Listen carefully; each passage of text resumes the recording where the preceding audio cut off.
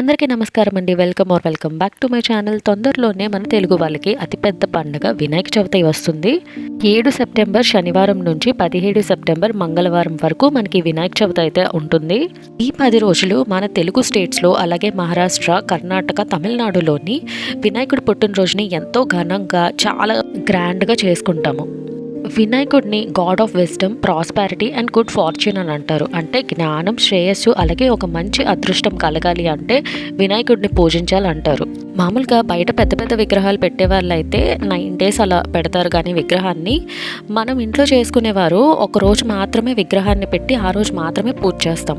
కానీ ఈసారి అలా కాకుండా నేను చెప్పినట్టుగా చేస్తే మీకు చాలా మంచి ఫలితాలు వస్తాయి. నేను ఇందాక చెప్పినట్టుగా 7 నుంచి 17 వరకు మనకి వినాయక చవితి. ఈ 10 రోజులు కూడా మీరు శ్రద్ధగా వినాయకుడిని చాలా సింపుల్గా నేను చెప్పినట్టుగా పూజ చేస్తే చాలా మంచి జరుగుతుంది. ముందుగా మొదటి రోజు వినాయకుడికి కొబ్బరికాయ కొట్టి చక్కగా దీపం అదంతా వెలిగించిన తర్వాత వినాయకుడికి రెడ్ కలర్ క్లాత్ ఏదైనా పెట్టండి. రెడ్డే ఎందుకు అనేది నేను చెప్తాను, కానీ ఖచ్చితంగా రెడ్డే పెట్టాలి. అయితే మీరు ఈ రెడ్ కలర్ ధోతీస్ ఉంటాయి కదా, అబ్బాయిలకి బయట దొరుకుతాయి, లేదా రెడ్ కలర్ పంచె కానీ లేదంటే బ్లౌజ్ పీస్ కానీ ఇవేవైనా సరే మీరు వినాయకుడికి ఆ రోజు సమర్పించవచ్చు. ఈ వినాయక చవితి అయిపోయిన తర్వాత ఈ క్లాత్ని ఏం చేయాలి అని అంటే, మీరు దేవుడి మూలని ఎప్పుడైతే మీరు దీపం పెడుతున్నారో ఒకవేళ జెంట్స్ అయితే ఆ పంచెని కట్టుకొని మీరు పూజ చేసి తర్వాత తీసేసి పెట్టేయచ్చు. అండ్ వీక్లీ వన్స్ కానీ అలా ఉతుక్కొని మళ్ళీ మీరు దేవుడి మూలనే పెట్టుకోవచ్చు అనమాట. అలా విఘ్నేశ్వరుడికి దీపం వెలిగించి ఒక రెడ్ క్లాత్ పెట్టిన తర్వాత కొబ్బరికాయ కూడా కొట్టాలి ఇందాక చెప్పినట్టుగా. అలాగే ముఖ్యంగా రెడ్ కలర్ ఫ్లవర్ ఏదైనా, మనకి జనరల్గా మందార పూలు చాలా ఈజీగా దొరుకుతాయి కాబట్టి మందార పూలు పెట్టండి. ఒకవేళ మందార పువ్వు లేవనుకుంటే మీ దగ్గర ఎర్రగా ఏ ఫ్లవర్స్ ఉన్నా సరే మీరు వాటిని విఘ్నేశ్వరుడికి పెట్టొచ్చు. అలాగే ఎర్ర గంధపు చెక్క ఉంటుంది కదా, ఒకవేళ మీ దగ్గర చెక్క ఉంటే కనుక నూరి వినాయకుడికి ఆ గంధాన్ని పెట్టండి. అలాగే మీరు కూడా మీ నుదుటిని ఖచ్చితంగా ఈ ఎర్ర గంధంని పెట్టుకోండి. స్టార్టింగ్లో చెప్పినవన్నీ కూడా మీరు ప్రతిరోజు చేయక్కర్లేదు. అంటే కొబ్బరికాయ కొట్టడం కానీ లేదంటే రెడ్ క్లాత్ కానీ ఇవన్నీ కూడా ఈ 10 రోజులు చేయక్కర్లేదు. కానీ ఇందాక చెప్పినట్టు రెడ్ శాండల్వుడ్ పేస్ట్ అన్నాను కదా, అది రాయడం, అలాగే విఘ్నేశ్వరుడికి ప్రతిరోజు దీపారాధన చేయాలి. అలాగే ఒక రెడ్ కలర్ ఫ్లవర్ కూడా ప్రతిరోజు కూడా పెట్టాలి. కానీ రెడ్ కలరే ఎందుకు అనే డౌట్ మీకు రావచ్చు. విఘ్నేశ్వరుడిని జనరల్గా మనం రెడ్ కలర్తోనే రిప్రజెంట్ చేస్తాము. చాలా తాంత్రిక్ టెక్స్ట్లు అలాగే శిల్పశాస్త్రాల ప్రకారం విఘ్నేశ్వరుడు అంటే రెడ్ కలర్ అని అంటారు. అలాగే విఘ్నేశ్వరుడు మూలధార చక్రలో ఉంటారని కూడా అంటారు. ఈ మూలధార చక్ర మన బాడీలో ఆయుర్వేద ప్రకారం 7 చక్రాలు ఉంటాయి కదా, అందులో లాస్ట్ చక్ర అనమాట. జనరల్గా రెడ్ కలర్లో రిప్రజెంట్ చేస్తారు. అలాగే ముఖ్యంగా వినాయకుడికి ఇష్టమైనది గరిక. ఈ విషయం అందరికీ తెలిసిందే కదా. అయితే గరిక ఖచ్చితంగా విఘ్నేశ్వరుడికి పెట్టేలా చూడండి. వీలైతే ప్రతిరోజు పెట్టండి, లేదంటే ఏదైనా ఒక్కరోజు మీరు మెయిన్గా వినాయక చవితి ఏ రోజు అయితే చేస్తారో ఆ రోజు ఖచ్చితంగా ఎలాగో గరికి పెడతారు కాబట్టి ఆ రోజులైనా పెట్టండి.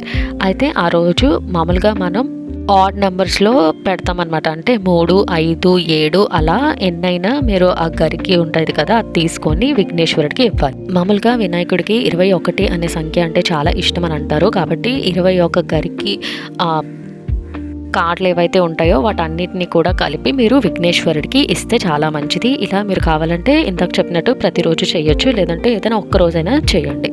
ఇలా చేయడం వల్ల గణేష తత్వ అట్రాక్ట్ అవుతుంది. గణేష్ తత్వ అంటే మనకి కాన్షియస్నెస్ అన్నమాట. అంటే మన చుట్టూ ఉన్నవి, మన చుట్టూ జరుగుతున్నవి ఇవన్నీ మనం చూస్తాము, కానీ మనం గమనించిన విషయాలన్నీ మనకి తెలుస్తాయి. అలా అన్నీ తెలుసుకొని మన జ్ఞానం పెరుగుతుంది. అదే కాన్షియస్నెస్ అన్నమాట. అది పెరగడంలో మనకి ఉపయోగపడుతుంది. అలాగే విఘ్నేశ్వరుడికి తులసి అంటే అస్సలు ఇష్టం లేదన్న విషయం తెలిసిందే కదా, కాబట్టి తులసిని మాత్రం విఘ్నేశ్వరుడికి పెట్టకూడదు.